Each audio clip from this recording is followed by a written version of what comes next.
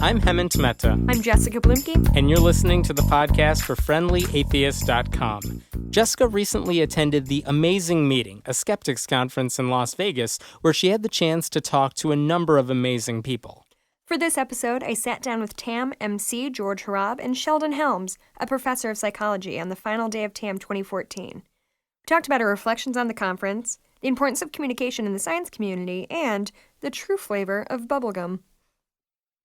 Welcome to the podcast for FriendlyAtheist.com. My name is Jessica Blumke. I'm coming from TAM 2014, and I'm joined by...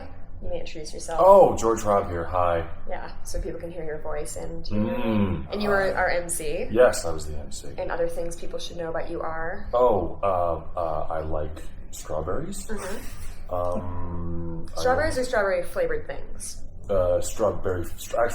Okay. Strawberry-flavored things, not so much, which is odd. I actually feel the same way. Right? Okay, what about grape flavor versus actual grapes? I like them both, but they're not the same flavor. Well, that's not the question. Oh. That's not the issue. I like them both separately. Both separately. Which is there a preference for one or the other?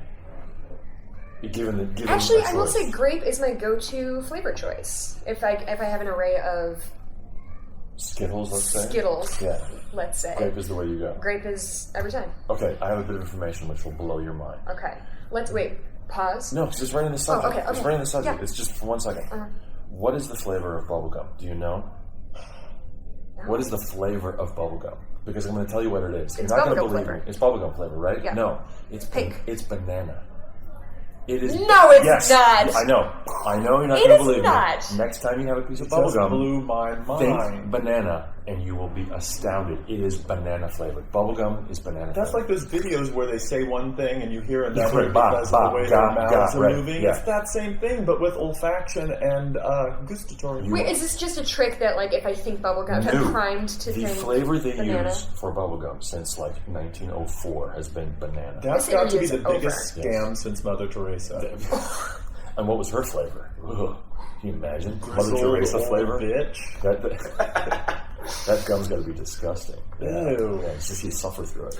It tastes like poverty. Sorry. I didn't introduce myself, and I was No, talking I don't over think you should. I think you should remain anonymous for this particular interview. Just pretend we don't hear you. I've been anonymous too long. That's why I'm riding your coattails, lady. Yeah, my long and extensive coattails. My name is Sheldon Helms, Hi, and Sheldon. I serve on the board of directors of the Bay Area Skeptics, and I'm a professor of psychology at Ohlone College.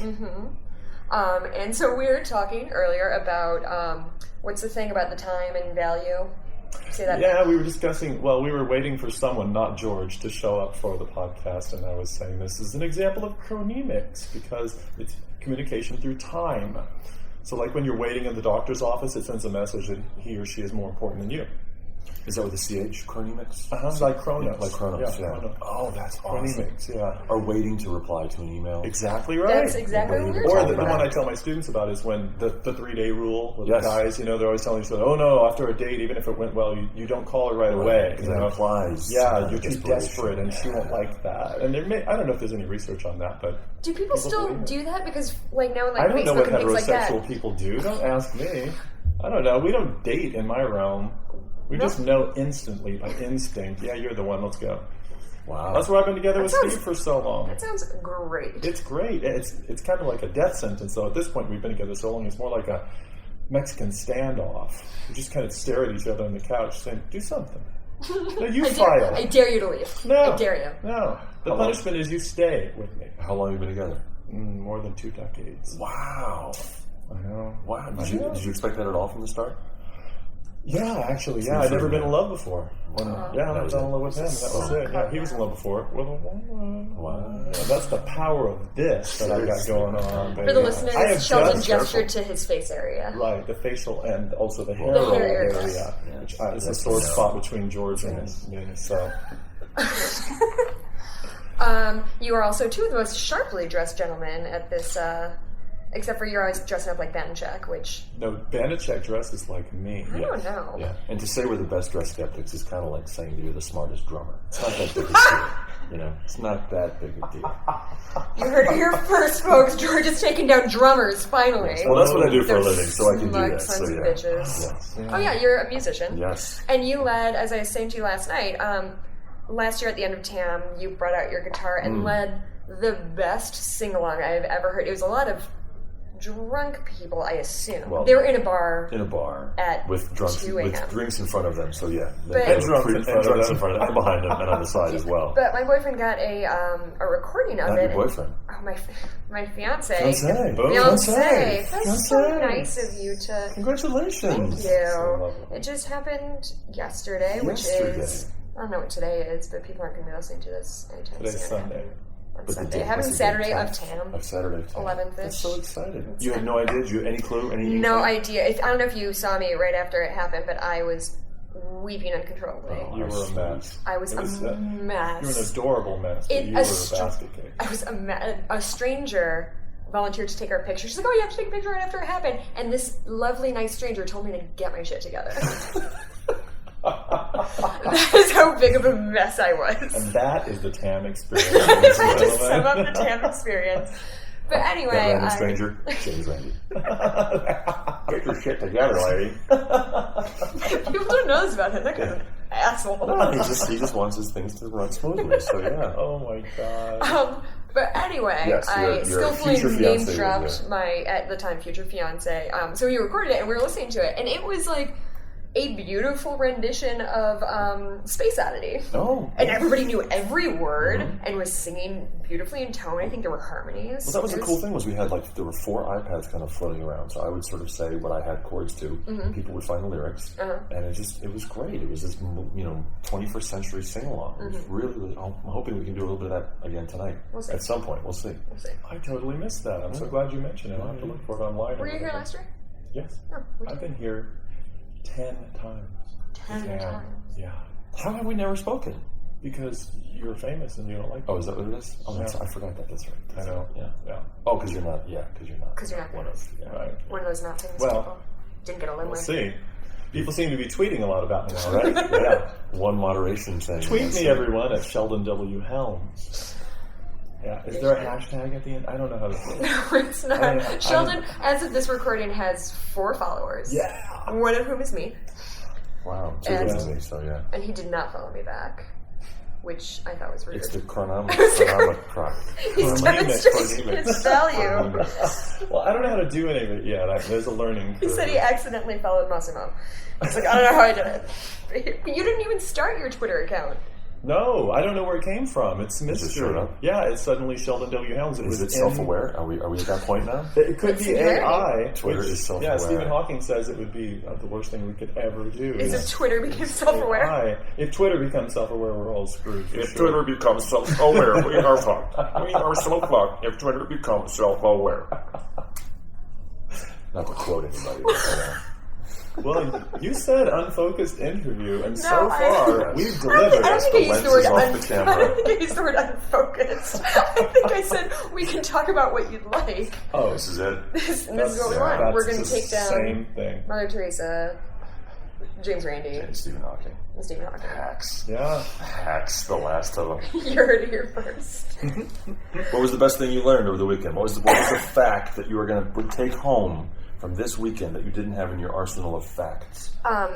I learned that if somebody proposes to me, I won't stop crying for 4 hours. Do you think that's what TAM's all about? I think that's good. Do you think using everybody debates. learned that lesson? It's using debates. Yeah. When someone says God is real, just say, "But I cried." But I cried so much. So much. And Oh my God. makeup was ever. No, I actually had a real answer to that question. It's that bubblegum is banana flavored. Actually, that's probably the one thing I'm going to quote mine. more than anything else. Okay, Because I sorry. don't believe you. I'm going to go buy bubblegum. Girl. Don't believe me. Don't. You need to test it. That's Yeah. the whole point. But, Yeah. Okay, sorry. Your fact. Yes. My fact is that I had no damn clue how the placebo effect worked. Because they did, they being Novella Steve Novella, and yeah. other people of that ilk, we're talking about science-based medicine, Right.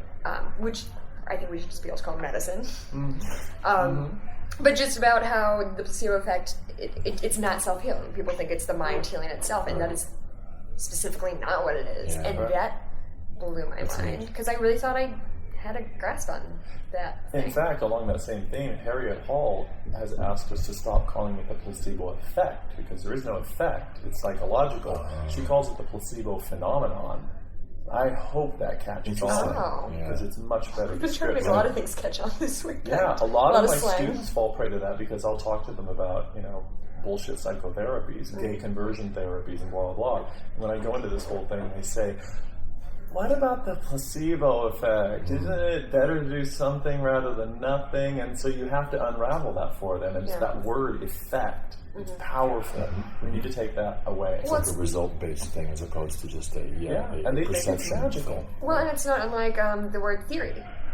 People hear theory of evolution, theory of gravity, and they're like, well, it's just a theory. And people, I guess that's a result of like a scientifically not, I don't want to say scientifically illiterate, but scientifically illiterate mass populace who they hear words like theory and think, well, I have theories about things. Right. It's also the fault of science communicators too, sort of presupposing things sometimes. I think we're guilty sometimes of taking a.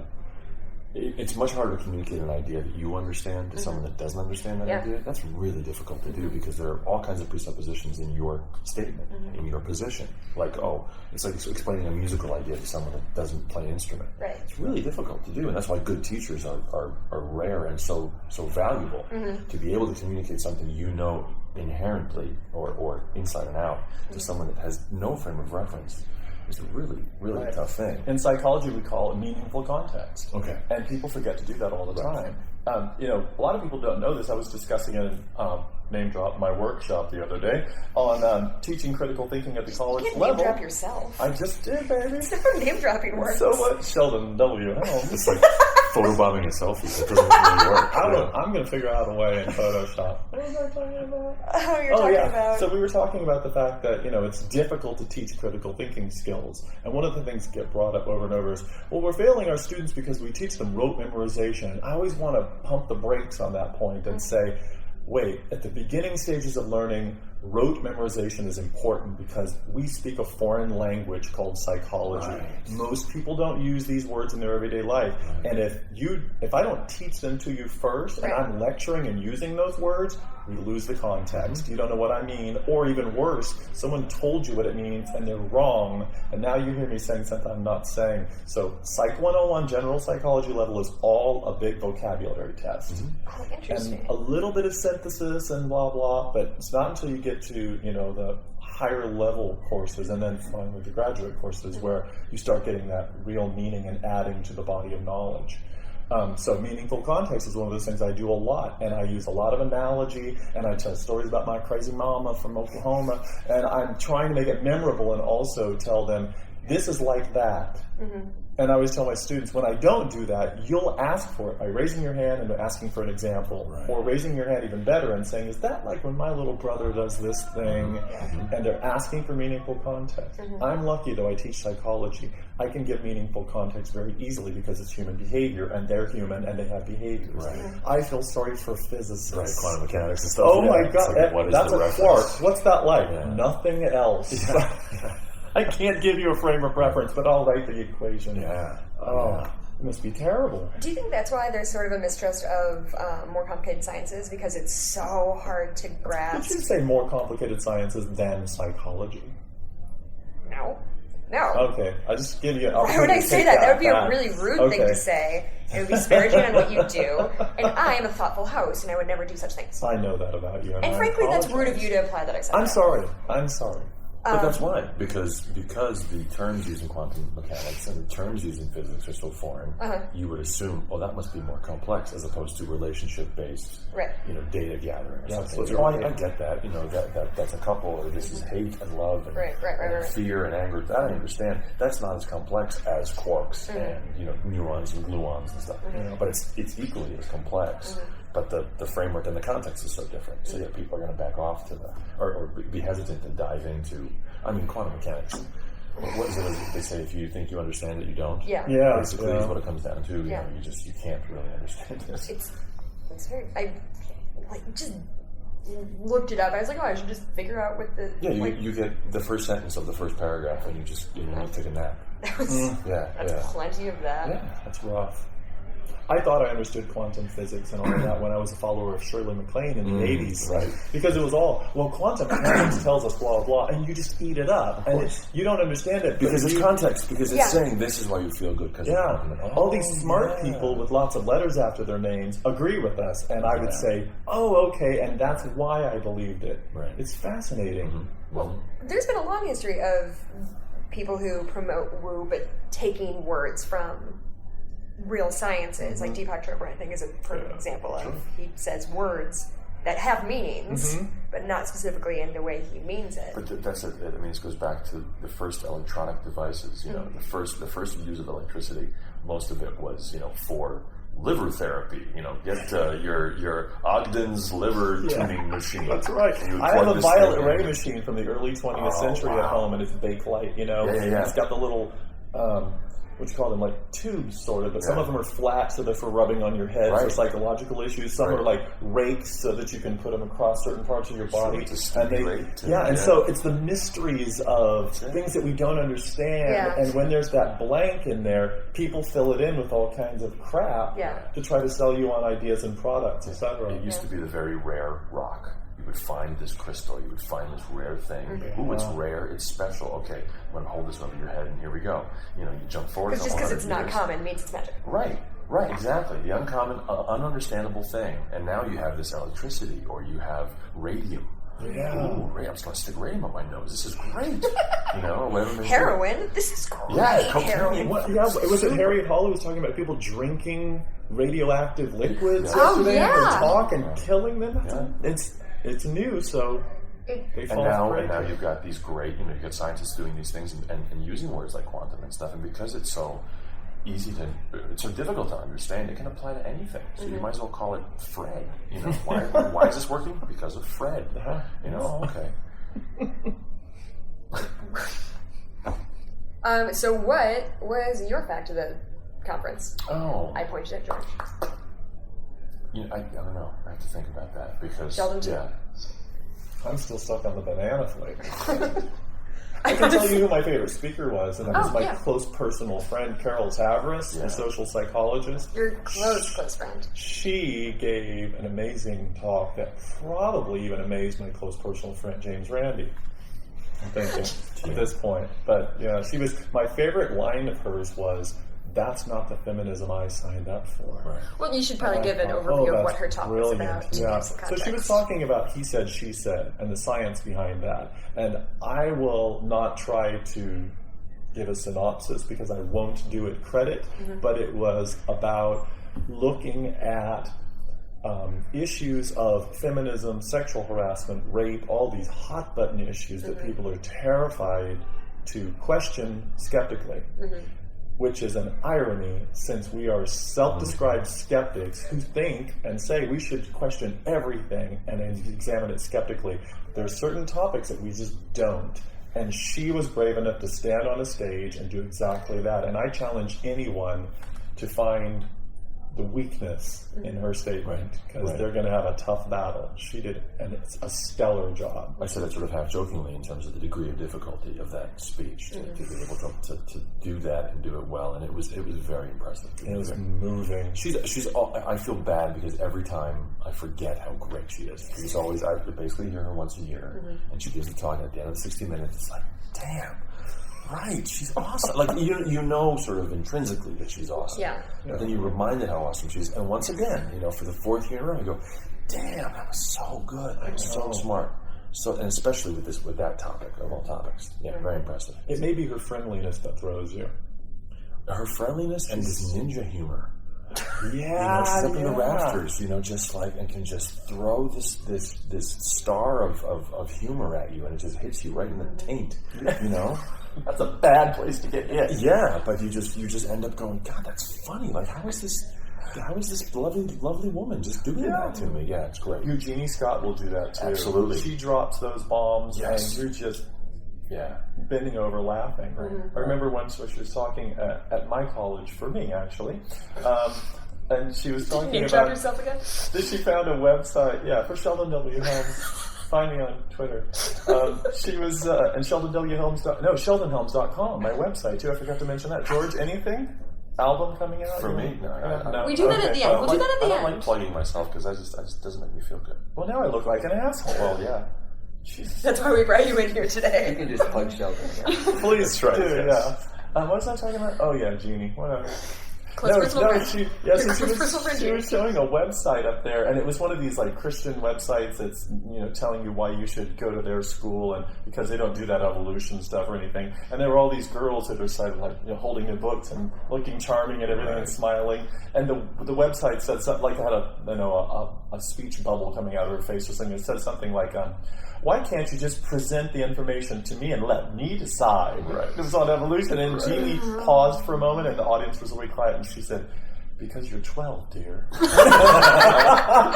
floored the audience. Oh, that's so funny. So funny. Perfect, yeah. She's the That's like a phaser coming out of something. That's great. Let's talk about Bill Nye. Mm. It was so good. That's where He held the audience in the palm of his hand, which is not surprising, but it's lovely. he was so good. He literally leapt on stage. Yes. He sort of jumped out on stage, and it was like, here we go. Yeah. This is going to be a thing. And boy, from the first minute. Yeah, and he spoke a lot about his debate, and it was interesting because he was kind of rehashing things that he said during the debate, but I was still just eating it up. Fascinated by it. Yeah. It's just, he's so compelling. Yeah. And I'm sorry, but to me, the fact that, obviously he's a great science communicator, great entertainer on stage. Backstage, which is one of the coolest things that I get to see what people are like, and he couldn't have been nicer. Could not have been nicer to everyone. So he thanked the crew. As he's leaving, he says again, anything you need? Are we good? Was that okay? Did I go over? Was that okay? Yeah, and that's what I mean. It's just like really, and it's not this kind of showbiz BS. Yeah. It's just sincerely wants to improve. Sincerely wants to make sure things are okay and that we're happy and that it was worth him. Just great. And he leaves and everybody feels awesome. Better. Yeah. I'd hoped to interview him on this very podcast. I did not get him, which was a bummer. But I'm fine with it now because just that talk was so good. Yeah. And frankly, sitting next to him for a half hour would have been terrifying for me. I've been worried about it. But anyway, so we were about to get dinner, so we were sitting outside, near where the parking garages are. So we're in the lobby, and he walks through with his entourage, and they're blazing through the lobby. Yeah. And in his wake, you just hear, was that Bill Nye? Was that Bill Nye? Was that Bill Nye? And just everybody, there's a BMX thing happening now, and it was all of those folks that was Bill Nye the Science Guy, and then just you could hear it echoing throughout. He's a remarkable personality. He's a tour de force. He was talking, for those of you who are listening to podcasts and didn't get to be here, sucks to be you, but he gave a wonderful synopsis. My listeners. No, I want to motivate them. I'm giving them meaningful content. You guys should come. This was awesome. But he was talking about his debate with Ken Ham, this creationist dork. And speaking of Eugenie Scott, it was Jeannie and Josh Rosenau, they both at the time work at National Center for Science Education, who helped prep him, along with Michael Shermer and some other folks. And I think they did an amazing job because, he took a lot of criticism, Bill Nye, because people were saying, you're an actor and a comedian who pretends to be a scientist for a children's show. Right. You shouldn't be doing this debate with this guy who does this for a living and as his ideology, and he's going to wipe the floor with you. Well, he didn't. Did not. Not even close. Bill knew his shit. Yeah. Oh, can I cuss? Yeah. Okay. He knew his shit, damn it. So I think he did an amazing job. And the thing that he did, you could argue, okay, well, we could have had someone else up there talking about it more scientifically, etc. You could argue that. But what you can't argue is we could find somebody who would get more attention than that because you won't. Or held an audience. Right. Bill Nye has a built-in audience, and he's adorable, and everyone adores him for his TV show, and he can bring that audience of BMX kids, as you said, etc., millions to this discussion. Millions of people. And what you will find is that many people who didn't know the fight was going on will come and fight with us in some way. So that's what was important about having Bill Nye. Well, and I think it's, to your point, the entire creationist kind of religious side has personality. Like, that's their game. They don't have any substance. That's all they have. Yeah. That's all they've They got. have money, and And there's value to that. Sure. And there's something to be said of taking a page out of the book of, yes, we have answers and we have science and reason on our side, but if you put somebody up there who is going to give you like cold hard facts, you're losing a lot of people. In communication, being right is not enough. Right. And it's a very unfair thing, and it sucks, but that is the world that we have inherited. And it's taken a long time for our side of it to realize that, because you think, wait, the facts are right here, and the facts are right here. And it's not enough. And I think what's great about this particular conference is over the span of the last decade, it's changed. It's modified itself, and it's become apparent that you need to be able to communicate context and ideas and not just be right. What's great, though, is that once you can do that, you have being right as well.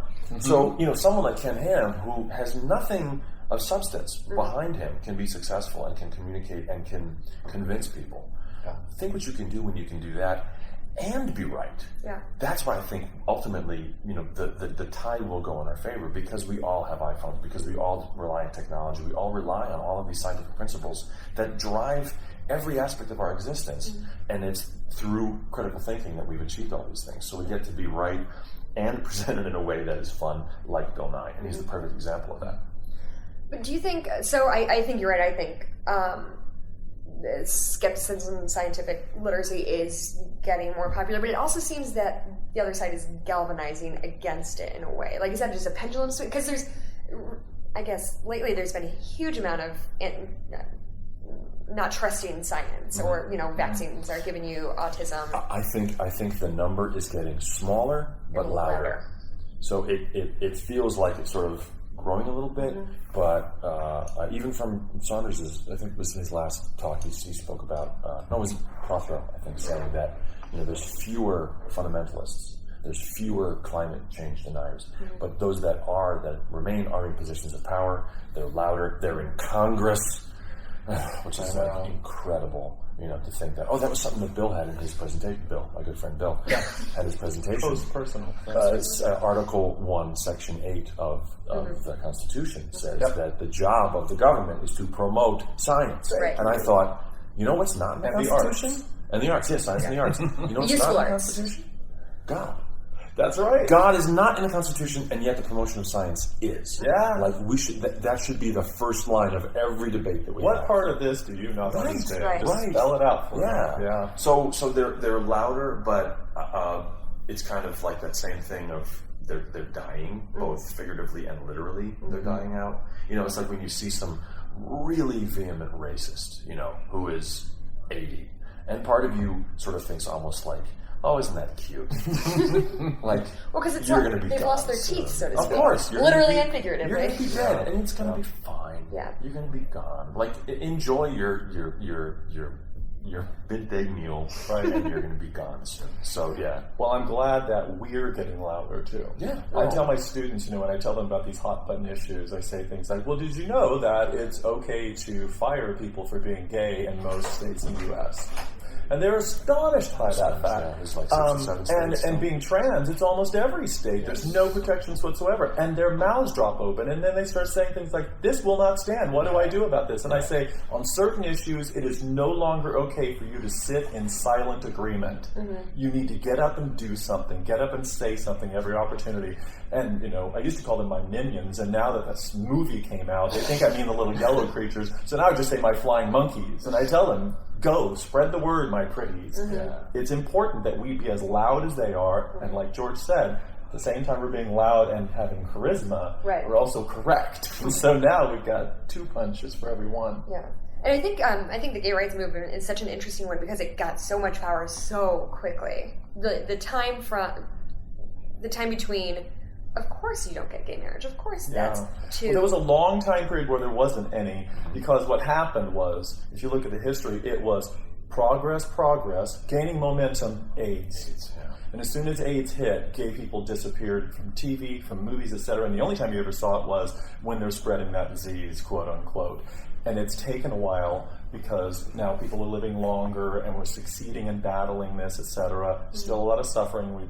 People need to protect themselves, etc. But now it's becoming, once again, like it was in the 70s, cool to have a gay friend. Yeah. Some people will say, well, that sort of demeans us and blah, blah, and I say, oh, give a shit.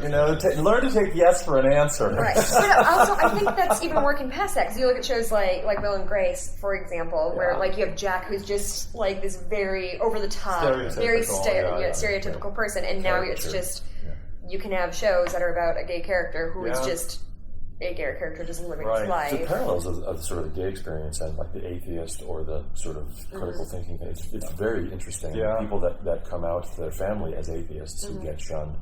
I always sort of try to draw parallels. I mean, when this idea of, do we call ourselves skeptics? Is that sort of poisoning our brand? Yeah. I always said, you don't get to pick your nickname. Anyone who picks their own nickname is a schmuck. Right. I mean, anyone call me Ace. No, I'm not going to call you Ace.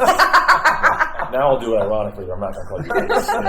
So and I always say, look at the word queer. It was we are queer. I still have a problem with that one, but I understand it's about it. Right, okay. Because that's my thing. Yeah. The younger generation doesn't have a problem with it, and they've taken that word back. Yes. And I think it has mixed effects, both positive and negative politically, but I think probably the positive ones outweigh. Yeah.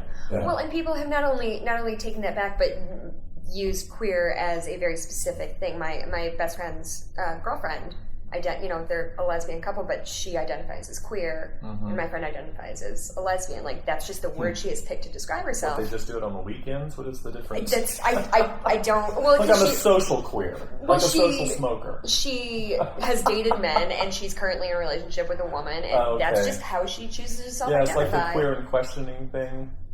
It's it used to be gays, and then it was gays and lesbians, and then it was lesbians and gays, because it's their turn to be first. Yeah. And then we go, oh my god, we forgot the trans people, so it's LGBT, and then it was, I'm bisexual, and I get the same shit you do, LGBT, and now suddenly they added on 2 Qs, and I said, what's happening here? This is a whole thing now. For a while it sounded like a BLT sandwich, and now we've got this whole alphabet soup, and it's queer and questioning. Yeah, and now probably we'll get an A in there because there's asexual people as well, and they're a minority too. So, I don't know if the acronym's all that useful anymore. We're probably going to get rid of it and maybe just start calling us people. I don't know. Yeah. Wow, let's put a bow on this, because that was a beautiful ending to a very strange podcast. Well, you asked for strange. When I you didn't ask for George strange. I said we can talk about what you want. That's not the same thing. Yeah, but who's in these chairs? What do you think we're going to No, it was delightful. I had fun. I hope people enjoyed it, because I certainly did.